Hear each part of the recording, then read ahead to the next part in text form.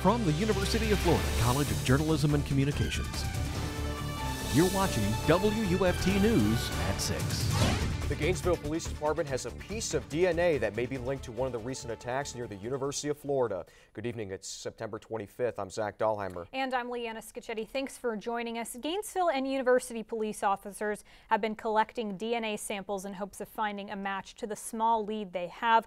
Leah Harding joins us in the studio now. Leah, you've been following this story all week. GPD and UPD both stopping white males who fit the description of the suspect. How many men have been stopped so far? Leanna, GPD has stopped about 30 men so far, UPD 10.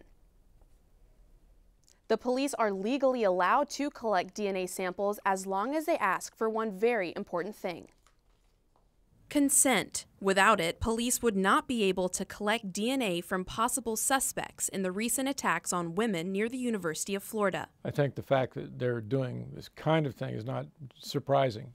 John Mills is a privacy expert at UF. He says it's ethical for police to ask people to submit to a DNA test. There's no reason not to ask for volunteers to do it, and that's been done in many respects. The issue would be the level of coercion that's involved. The concept of getting a broad number of people who submitted DNA samples to eliminate is rational.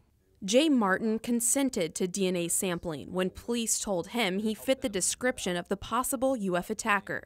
He chose not to show his face on camera so he wouldn't be associated as a possible suspect. And I wanted to help more than anything, and so I always felt like I had the opportunity to say no, but to help and to kind of clear my name, I said yes. And I think that's what they'll typically tell a person, is that we'd like to eliminate you as a potential suspect in this case. And that's where with consent it can also get sticky too, because those cases will turn on what the police did to get the consent. So if the consent isn't really voluntary, then it's not valid consent. And again, that's a totality of the circumstances, case-by-case basis. A Florida statute states that it is legal for the state to collect and maintain a DNA database. For individuals who voluntarily give those DNA samples, the consent form that they sign before the samples are collected is the key in understanding how their DNA samples will be used in the future. This is the consent form the Gainesville Police Department gave to individuals who agreed to have their DNA samples taken. Mills says it's worth asking how the samples will be stored for the future. People just have an uneasiness with the permanent collection of information by government, and then not knowing how particularly that might be used. UPD says they have not sent the samples anywhere.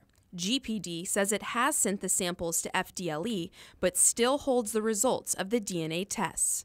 After we're done with that case, then we're not going to have any future need for them, and they will be destroyed.